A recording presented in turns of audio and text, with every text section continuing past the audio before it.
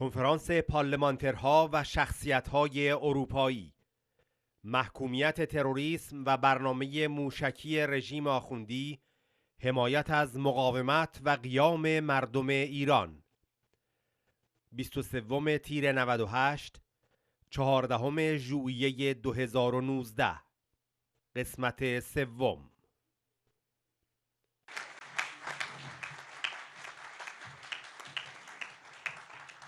Distinguished colleagues, dear Iranian friends, Salam alaikum.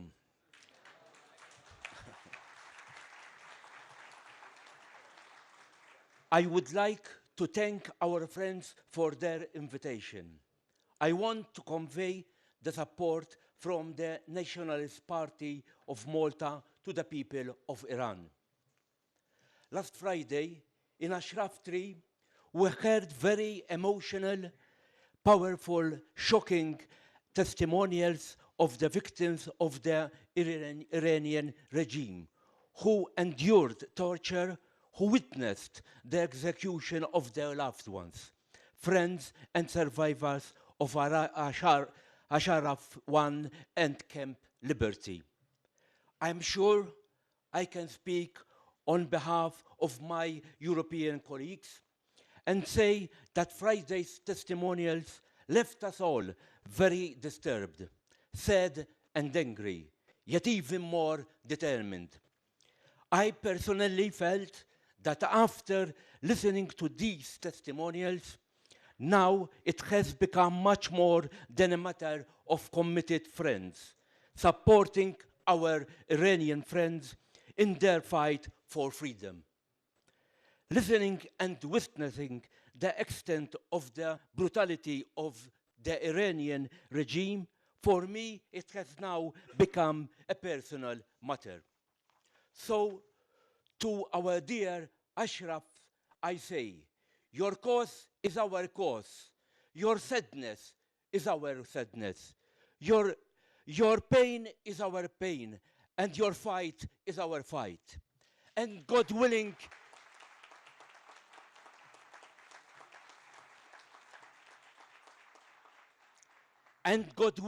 your victory will also be our victory.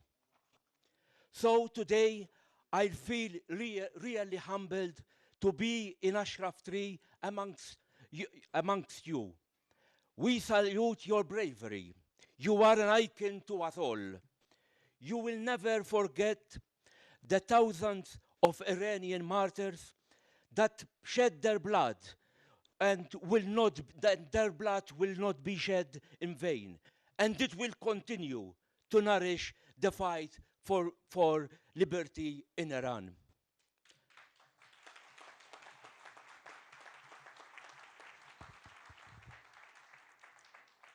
Dear colleagues, allow me to go back to the present situation in Iran.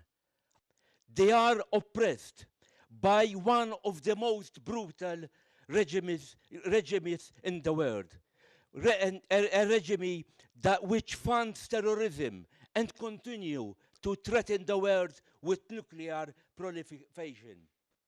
Our world will never be safe as long as this regime survives.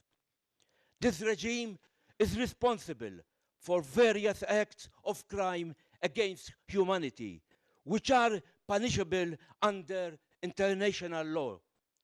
Today, as we speak, thousands of innocent Iranians are being unjustly detained, tortured, and executed.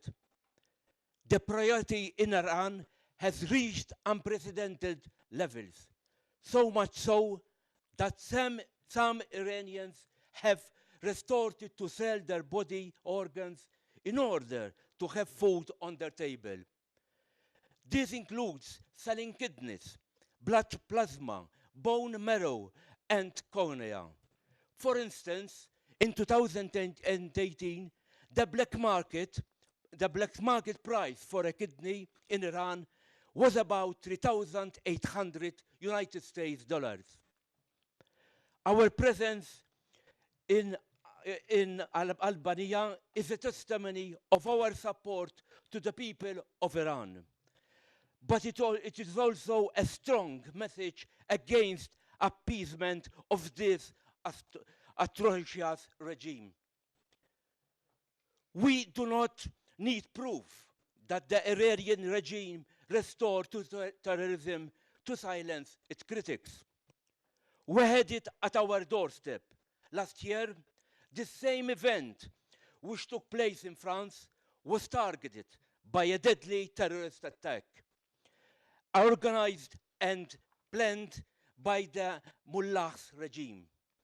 No less than 500 grams of explosives were discovered and were destined to blow our Paris gathering on the 30th June of last year. But despite the Mullah's attempt to terrorize us, we are back, and we are back in full force.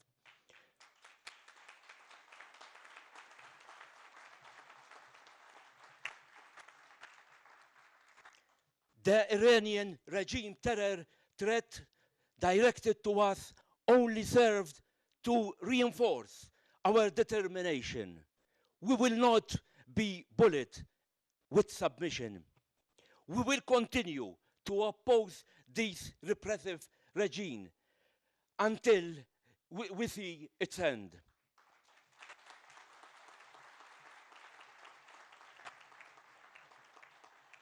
Dear colleagues, as we speak, the Iranian people continue to defy the brutality of the Iranian regime and taking to the streets of Iran to protest for freedom and human rights. As Madam President Maryam Rajavi said on numerous occasions, the change of the regime is the task of the Iranian people. Yet our duty is to support the Iranian people at all costs. To the wise words of Madame Rajavi, I add the famous quote of the famous French poet Victor Hugo, when he said, "When dictatorship becomes a fact, revolution becomes a right."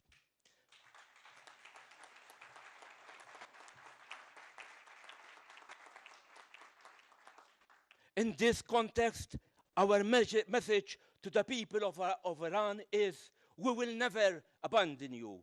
We are with you and will continue to be with you throughout thick and thin until your justified cause is fulfilled. We applaud your bravery. You are indeed our heroes. Last but not least, we are here today in Albania because we are all united by a common mission, a common dream which can and will be fulfilled, a free Iran.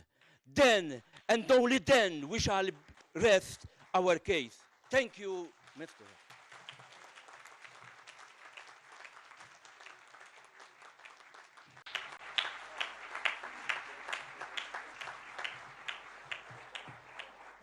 Thank you very much, friends. And I know that I am among friends. We have a fairly large community in Canada of Iranians, and of course the contribution of Canadians has been considerable down through the years, right from the beginning. I was very proud to have my former Prime Minister, Stephen Harper, speak to you, our former Foreign Affairs Minister, and so on. So in solidarity, we are there, and we'll continue to be so. We know that after the night comes the morning. We endure and we carry on, and you've been doing that. We shall live as overcomers. Ashaf 3, the overcomers, that's who we are. Together we are alive. Each day we take a step into tomorrow rather than into the past. The future is as much brighter than the past. And remember, for the sake of the children, Ashaf 3 shall live as overcomers.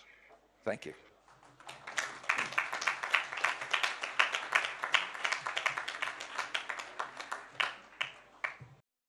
Dear friends, excellencies, Honorable delegates, Salam. In my capacity as UN independent expert on a democratic and equitable international order, as former Secretary of the UN Human Rights Committee and Chief of the Petitions Department at the Office of the High Commissioner for Human Rights, as Professor of Law in Geneva, and as a human being, I have long felt solidarity and compassion with the Mujahideen for your cause, for the Iranian people, for the 10-point plan of Madame Rajavi.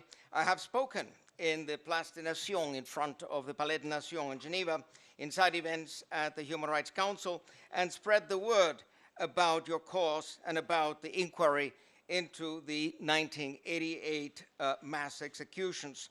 I have condemned this monstrous murder of 120,000 Iranians over the last 40 years by the mullahs, including this infamous fatwa of 1988 and the accelerated murder and torture of so many, which has already been condemned by my colleagues, rapporteurs, and in this excellent book by Tahar Boumedra. He's right there. And promise, Tahar, I'm giving this book in the hands of Madame Michelle Bachelet, our new High Commissioner for Human Rights. I will also give it because it's most important to involve the United Nations, to involve all the mechanisms of the United Nations. I mentioned the Human Rights Committee, for which I used to be the secretary, but there is the Committee Against Torture, and then there's a committee on the elimination of discrimination against women, discrimination on the rights of the child, et cetera, et cetera. There are all these special procedures. My colleagues, the working group on arbitrary detention, Jose Guevara from Mexico.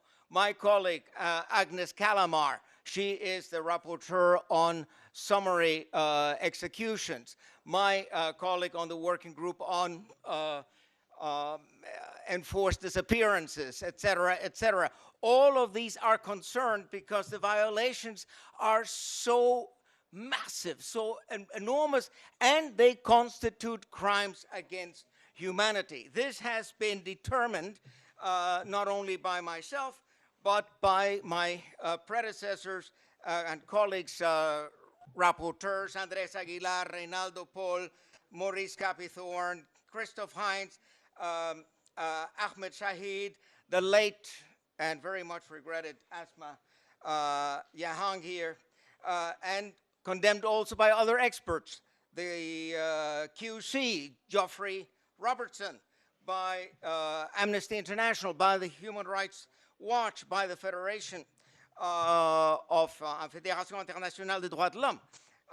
Impunity, ladies and gentlemen, is not acceptable. As I said, I will make sure that my colleagues take cognizance of not only this book, but all the documentation that I have picked up during this trip. I have learned a lot during this trip. I was shocked and saddened by the horrors exposed here at the museum. And I must say, I take a very strong impression from this meeting. I mean, I wish you all success. I wish you all that very soon you'll be in Tehran again.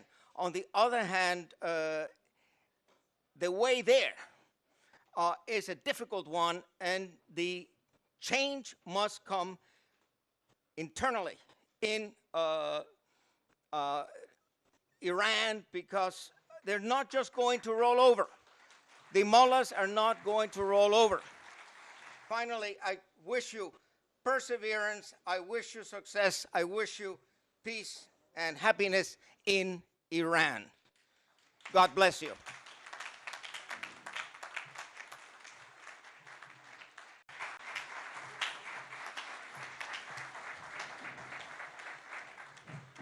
Friends, I speak as the former president of the Trades Union Congress, organization of 6.5 million working people, and with their families, a very large slice of British democracy.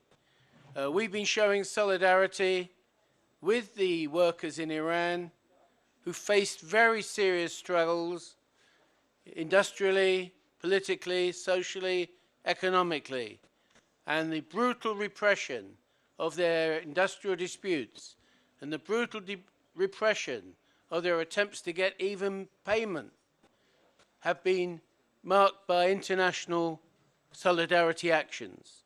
One of the things that the Trade Union Congress has been doing is alerting all the international secretariats in the different industries like transport and construction, education, and so forth, so that they can bring all the measures they can to bear in their field and to isolate the people repressing workers in Iran. Now that's the trade union solidarity issue, but we also have a much bigger problem in Britain. As a leading member of the Labour Party, I have to say that we have a particularly difficult situation regarding Iran and our party. And this hasn't been said by any other speaker at this conference, but someone has to say it. The leader of the British Labour Party is a friend of the mullahs. He was a long-standing paid employee of Press TV. Until he became leader, he had a regular program on Press TV, which is the international program of Iranian state TV. I congratulate everyone who's organized the meeting, but it's important that you understand we are campaigning to change the position of the Labour Party leadership. And the kind of attitude that the mullahs are taking is making a lot of people much more understanding of the reason for action over Iranian democracy, and in particular, the need to support resistance and the need to support regime change.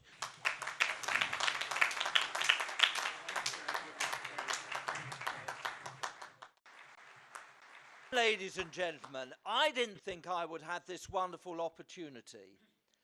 But frankly, ladies and gentlemen, what an example to build this wonderful camp in such a short time. My goodness, if it was back at home, we'd have planning meetings, we've had public inquiries, we'd had the health and safety experts there, and yet these wonderful people have gone on and built this camp, and it's absolutely magnificent.